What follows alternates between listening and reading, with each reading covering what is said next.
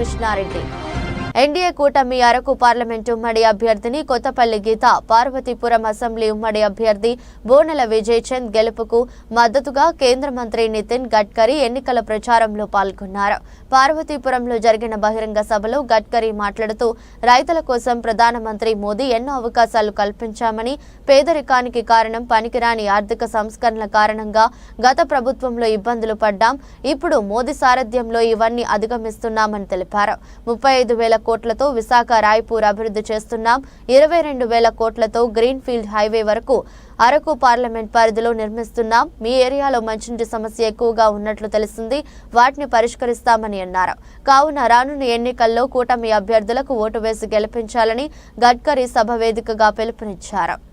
I am coming from the area where we have 10,000 farmer suicides.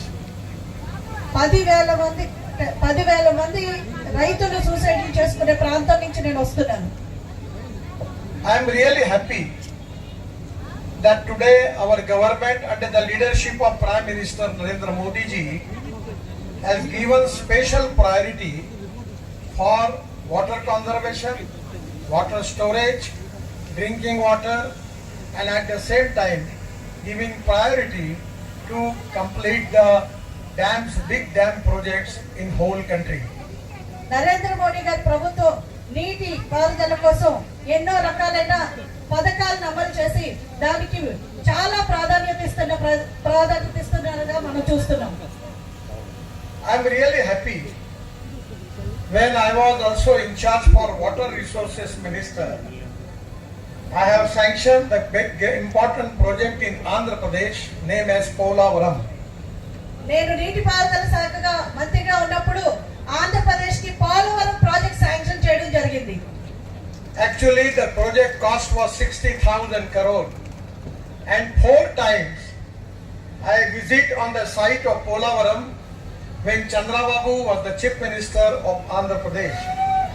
60,000 రూపాయలతోటి మేము Polavaram project sanction చేశాము.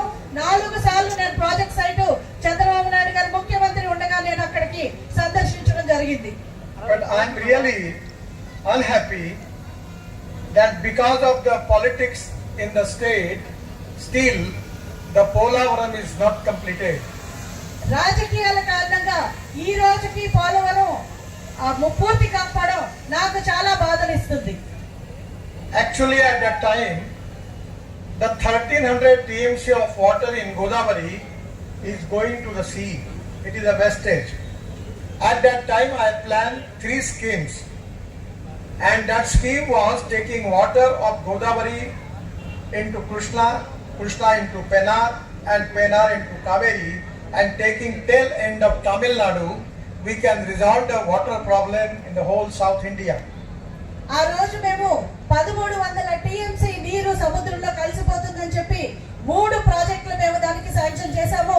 గోదావరి నీరు కృష్ణాలోకి, అలాగే పెన్నాలోకి, అలాగే కావేరీలోకి తీసుకువెళ్ళి తమిళనాడులో కూడా వాటర్ డిస్ప్యూట్ రిజాల్వ్ చేయడానికి, ఇక్కడి నుంచి నీరు మళ్లించడానికి మేము ప్రాజెక్ట్స్ చేయడం జరిగింది. It is really a great mistake, planning mistake. At before 47 the government at that time under the leadership, Congress government under the leadership of Nehru ji, their priority was